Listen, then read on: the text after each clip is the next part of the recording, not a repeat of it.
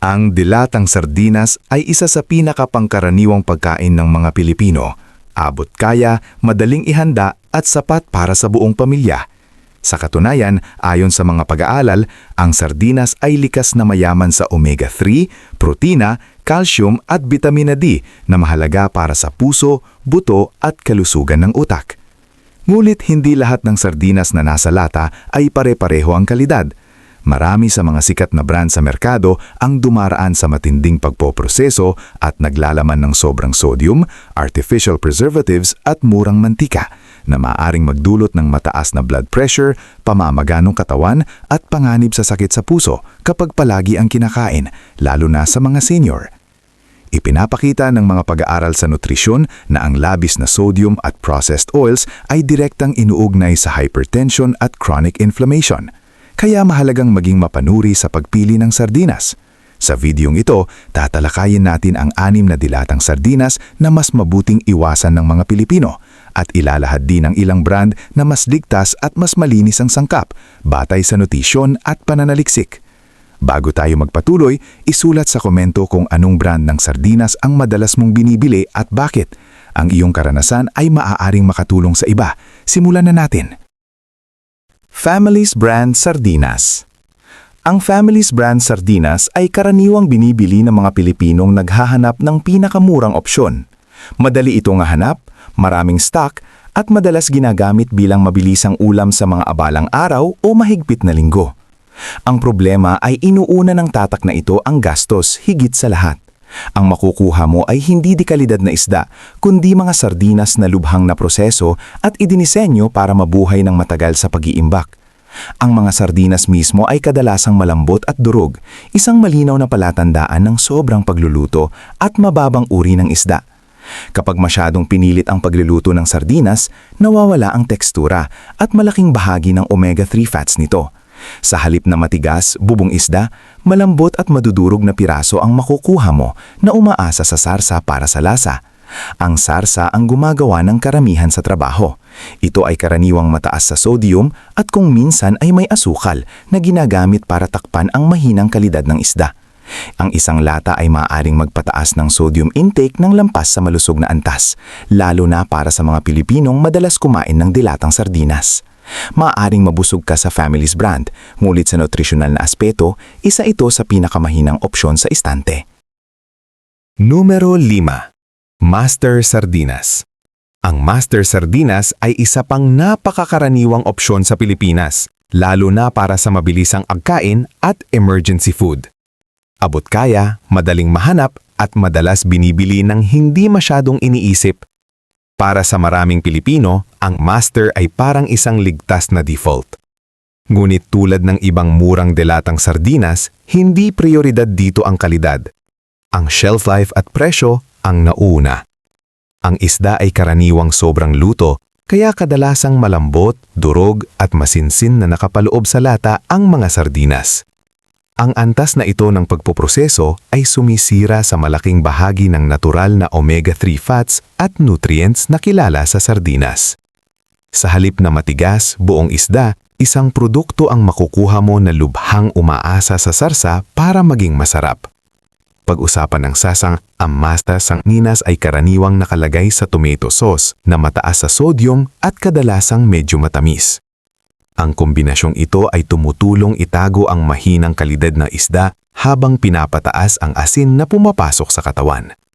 Para sa mga Pilipinong regular na kumakain ng sardinas, nakakadagdag ito sa hypertension at iba pang pangmatagalang issue sa kalusugan. Maaaring maging hawa ang Master Sardinas, ngunit malayo ito sa isang malinis o masustansyang kimagyumulan ng protina. Numero 4. Youngstown Sardinas. Ang Youngstown Sardinas ay napakasikat sa Pilipinas, lalo na sa mga estudyante, manggagawa at pamilyang naghahanap ng mabilisang ulam. Ang branding nito ay mukhang moderno at palakaibigan na nagtitiwala dito nang walang pag-aalinlangan ang maraming Pilipino. Ngunit sa likod ng pamilyar na label, sunusunod ng Youngstown ang parehong mababang gastos, mataas na pagpuproseso, gaya ng karamihan sa mga sardinas para sa masa. Ang mga sardinas mismo ay kadalasang maliit, malambot at sobrang luto.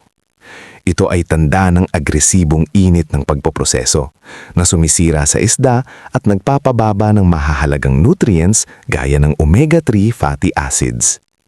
Sa halip na matigas, buong sardinas, karaniwang kang makakakuha ng madupok na piraso na madudurog kaagad pagbukas mo ng lata. Ang tomato sauce ang pinagmumulan ng karamihan sa lasa at iyon ang problema. Ito ay karaniwang mataas sa sodium at kung minsan ay asukal na ginagamit para kumpensahan ang mahinang kalidad ng isda. Para sa mga Pilipinong kumakain ng dilatang sardinas ng ilang beses sa isang linggo, nagdadagdag ito ng mabigat na asin sa dieta. Maginhawa at pamilyar ang Youngstown. Mulit sa nutrisyon, ito ay ginawa para magpabusog, hindi para panatilihin kang malusog. Kung nanonood ka pa rin ng video na ito at nakakatulong sa iyo ang mga impormasyong ito, paki-comment ng numero 4 sa ibaba para malaman kung nandito ka. At kung hindi ka pa nakasubscribe, inirerekomenda kong mag-subscribe ka at i-on ang bell notification para hindi mo makaligtaan ang mga susunod na videos. Ang iyong suporta ay tumutulong sa amin na makagawa pa ng magagandang content para sa iyo. Ngayon, magpatuloy tayo. Numero 3. 555 Sardinas. Ang 555 Sardinas ay isa sa mga pinakakilalang tatak ng dilatang sardinas sa Pilipinas. Matagal na ito sa merkado at madalas nauugnay sa pagiging maaasahan at halaga. Maraming Pilipino ang lumaking kumakain nito na lumilika ng pakiramdam ng tiwala. Ngulit tulad ng karamihan sa mga sardinas para sa masa, inuuna ng 555 ang dami at katatagan sa istante kaysa kalidad at nutrisyon ng isda. Ang mga sardinas ay karaniwang sobrang luto, kaya malambot ang laman at madaling mawasak. Ang antas na ito ng pagproproseso ay makabuluhang nagpapababa sa omega-3 content, ang pangunahing nutritional na dahilan para kumain ng sardinas. Ang dapat sana ay isang nutrient-dense na isda ay nagiging isang pinagkukunan ng protina na walang texture at pinagkakaisa lamang ng sarsa. Ang sarsa ay karaniwang mataas sa sodium at idinisenyo para takpan ang malabnaw o mababang uri ng isda. Ang isang lata ay maaaring maglaman na ng malaking bahagi ng iyong pang-araw-araw na limitasyon sa asin. Para sa mga Pilipinong umaasa sa dilatang sardinas bilang regular na ulam, tahimik itong nakakadagdag sa alta presyon at iba pang pangmatagalang problema sa kalusugan. Nagpapabusog ang 555 sardinas, ngunit hindi ito sumusuporta sa tunay na nutrisyon. Numero 2. Mega Sardinas. Ang mega sardinas ay madalas iminumarketa bilang mas sariwa at mas mataas ang kalidad kaysa ibang dilatang sardinas sa Pilipinas. Binibigyang diin ng tatak ang laki, hitsura at mga pag-angkin sa marketing tungkol sa kasariwaan na nagpapapaniwala sa maraming Pilipino na ito ay mas malusog na opsyon. Ngunit sa kabila ng branding, ang Mega ay isa pa ring dilatang sardinas na pangmasa na idinisenyo para sa dani, hindi para sa malinis na nutrisyon. Ang mga sardinas ay masinsing na kapaloob at agresibong niluluto upang matiyak ang mahabang shelf life. Ang mabigat na pagproproseso sa init na ito ay nagpapababa sa omega-3 fats at sumisira sa natural na estruktura ng isda. Habang maaaring mukhang mas malaki at mas buo ang mga sardinas kumpara sa mas murang mga tatak, malaking bahagi ng nutritional value na inaasahan ng mga tao mula sa sardinas ay nawala na sa oras na mabuksan mo ang lata. Ang tomato sauce ay isa pang alalahanin. Ito ay mataas sa sodium at idinisenyo para paigtingin ang lasa kaysa suportahan ang kalusugan. Para sa mga Pilipinong regular na kumakain ng dilatang sardinas, nagdadagdag ito ng makabulihang asin sa dieta. Ang mega sardinas ay maaaring magmukhang mas maayos sa loob ng lata, ngunit sa nutrisyon, nahuhulog pa rin ito sa parehong kategorya ng ibang lubhang na prosesong sardinas. Ligo Sardinas. Ang Ligo Sardinas ay isa sa mga pinakakonsumong dilatang sardinas sa Pilipinas at madalas itinuturing na gintong pamantayan ng mga lokal na tatak. Maraming Pilipino ang naniniwala na dahil sikat ang Ligo at medyo mas mahal kaysa iba, mas maganda ito. Ngunit ang kasikatan ay hindi katumbas ng kalidad. Ang Ligo ay isa pa ring dalatang sardinas para sa masa na idinisenyo para sa mahabang shelf life at pambansang distribusyon, hindi para sa kahusayan sa nutrisyon. Ang mga sardinas ay mabigat ang init na pinoproseso para matiyak ang pagkakapareho at kaligtasan. Ang agresibong paglulutong ito ay sumisira sa isda at makabuluhang nagpapababa sa omega-3 fatty acids na siyang pangunahing benepisyong pangkalusugan ng pagkain ng sardinas. Habang maaring mukhang buo ang isda, malaking bahagi ng nutritional value nito ay naikompromiso na bago pa man ito makarating sa iyong plato. Ang sarsa ang nagpapatibay nito. Ang ligo sardinas ay nakalagay sa tomato sauce na mataas sa sodium at kadalasang medyo matamis na tumutulong itago ang sobrang naprosesong isda. Para sa mga Pilipinong umaasa sa sardinas bilang madalas na ulam, nag-aambag ito sa labis na asin na pumapasok sa katawan sa paglipas ng panahon. Maaring pamilar at nakagiginhawa ang ligo, ngulit sa nutrisyon, ito ay ginawa para tumagal sa istante, hindi para protektahan ang iyong kalusugan. Pagkatapos ng lahat ng iyon, narito ang pangunahing punto. Hindi lahat ng dilatang sardinas ay masama, ngunit iilan lang ang mga tatak na nakatuon sa malinis na isda, mas bababang sodium at tunay na nutrisyon sa halip na shelf life lamang. Numero 4. San Sebastian Sardinas. Ang San Sebastian Sardinas ay isang hindi gaanong kilalang opsyon sa Pilipinas, ngulit iyon ang bahagi ng dahilan kung bakit mas malinis sa mga ito.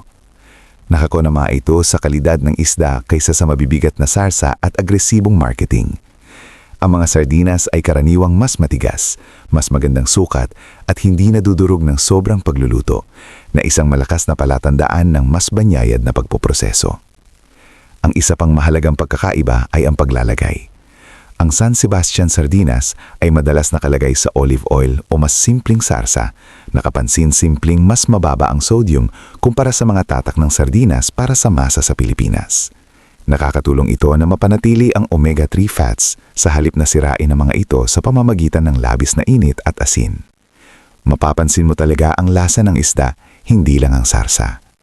Para sa mga Pilipinong regular na kumakain ng sardinas, mahalaga ito. Nakakakuha ka ng tunay na protina, tunay na taba at mas konting additives.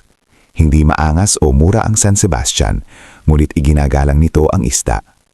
Iyon pa lang ay mas mataas na ito sa kalidad kaysa kalamihan ng dilatang sardinas sa mga lokal na istante. Numero 3. King Oscar Sardinas. Ang King Oscar Sardinas ay itinuturing na isang premium at mapagkakatiwalaang tatak, hindi lamang sa Pilipinas, kundi sa buong mundo.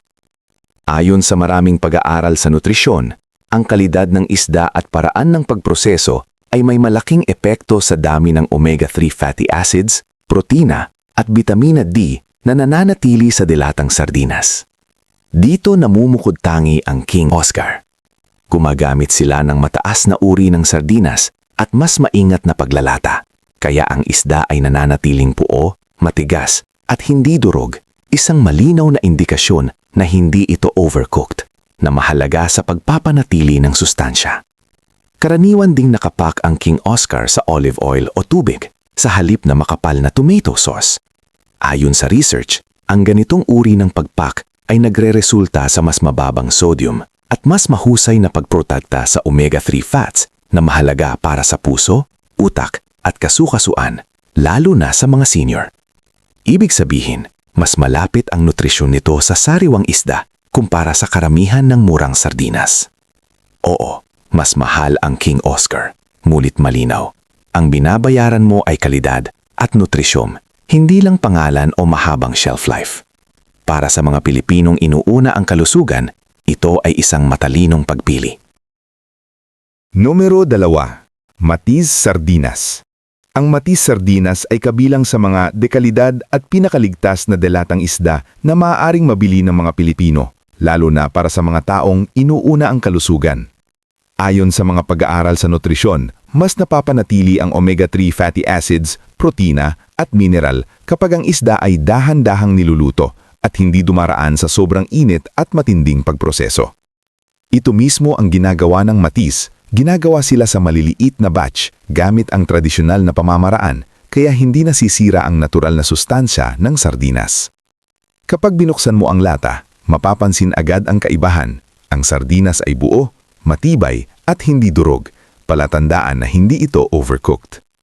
Mahalaga ito dahil ayon sa pananaliksik, ang sobrang lambot ng isda sa lata ay indikasyon ng labis na init na maaaring makasira sa omega-3 fats.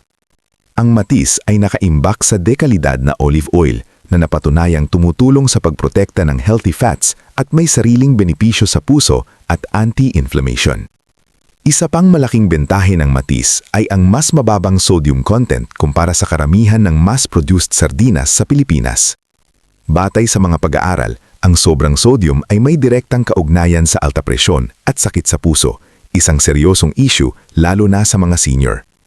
Dahil walang matamis o maalat na sarsa, malinaw ang lasa ng mismong isda. Ang matis ay hindi para sa basta-basta. Ito ay isang tunay na pagkain para sa mga Pilipinong gustong makuha ang benepisyo ng sardinas, malakas na puso, malusog na utak at mas matibay na katawan ng walang kapalit na panganib. Tunay itong isang ligtas at matalinong opsyon. Numero 1. Ortiz Sardinas. Ang Ortiz Sardinas ay itinuturing na isa sa may pinakamataas na kalidad na dilatang sardina sa mundo. At oo, available rin ito sa Pilipinas. Hindi ito basta-bastang claim lang. Ayon sa mga pag-aaral sa nutrisyon ng isda, mas mataas ang napapanatiling omega-3 fatty acids, protina at mahahalagang mineral kapag ang isda ay sariwa, maingat ang pagproseso at hindi nilulunod sa matatapang na sarsa. Eksakto ito ang prinsipyo ng Ortiz. Nakatuon ang Ortiz sa pana-panahong pangingisda. Ibig sabihin, hinuhuli lamang ang sardinas kapag pinakamataas ang kalidad at taba nito. Isang mahalagang factor dahil ang omega-3 content ay mas mataas sa ganitong yugto. Ang mga sardinas ay banayad na niluluto at manumanong inilalagay sa lata, isang tradisyonal na proseso na napatunayang mas epektibo sa pagpapanatili ng estruktura at nutrients kumpara sa industrial mass processing. Sa halip na tomato sauce o matamis-alat na timpla, olive oil na mababa sa sodium ang gamit ng Ortiz. Ayon sa research, ang olive oil ay tumutulong sa proteksyon ng healthy fats laban sa oxidation, kaya mas napapanatili ang benepisyo ng sardinas sa puso at utak. Wala ring makapal na sarsa para pagtakpan ng mababang kalidad ng isda, isang malinaw na sinyalis ng kumpiyansa sa produkto. Kapag binuksan ang lata, mapapansin na ang isda ay buo, matibay at hindi durog, indikasyon ng tamang paghawak at minimal processing. Oo, mas mahal ang Ortiz, pero ayon sa prinsipyo ng nutrisyon, mas kaunti, ngunit mas malinis at masustansyang pagkain ang mas mabuting investment. Para sa mga Pilipinong seryoso sa kalusugan, lalo na sa puso, utak at joints, ang Ortiz Sardinas ay isa sa pinakaligtas, pinakatapat at pinaka-nutrition-dense na opsyon. Pangwakas ng kaisipan. Sa huli, ang kaalaman ang tunay na sandata ng bawat Pilipino pagdating sa pagpili ng pagkain para sa pamilya. Ang sardinas ay matagal nang itinuturing na pagkaing pangmasa, mura, madaling lutuin at mayaman sa protina at omega-3. Ngunit, tulad ng ipinakita sa paksang ito, hindi lahat ng sardinas na nasa lata ay pare-pareho ang kalidad, kaligtasan at benepisyo sa kalusugan. May mga brand na dapat talagang iwasan dahil sa sobrang alat, mababang kalidad ng isda, hindi malinaw na sangkap o posibleng panganib kapag palaging kinakain. Ang mga ito ay maaaring magdulot ng problema sa puso, bato at pangkalahatang kalusugan, lalo na sa mga senior at may iniindang karamdaman. Sa kabilang banda, may mga brand din ng sardinas na napatunayang mas ligtas at mas maaasahan. Yaong malinaw ang label, mas maayos ang proseso ng paggawa at mas balansing nutrisyon. Ang pagpili sa mga mas ligtas na opsyon ay hindi lamang usapin ng lasa o presyo, kundi isang desisyong may pangmatagalang epekto sa ating kalusugan. Tandaan, ang maliit na pagtitipid ngayon ay maaaring magdulot ng malaking gasto sa ospital sa hinaharap. Bilang mga mamimili, may kapangyarihan tayong pumili ng mas matalino. Ugaliing magbasa ng label, iwasan ang sobrang alat at kahina-hinalang sangkap, at huwag matukso agad sa murang presyo. Mas mahalaga ang kalusugan kaysa anumang pansamantalang tipid. Sa bawat lata ng sardinas na binibili natin, bumuboto tayo para sa uri ng buhay na nais nating tahakin. Mas mahaba, mas malusog, at mas may kalidad. Piliin natin ang tama para sa ating sarili at sa mga mahal natin sa buhay. Kung nagustuhan mo ang video na ito at nakatulong ito sa iyo, mangyaring i-like, mag-subscribe at i-share. Ang inyong suporta ay tumutulong sa amin na patuloy na gumawa ng magagandang content upang kayo ay mabigyan ng kaalaman at inspirasyon. Salamat sa panonood at inaasahan naming makita kayo sa susunod na video.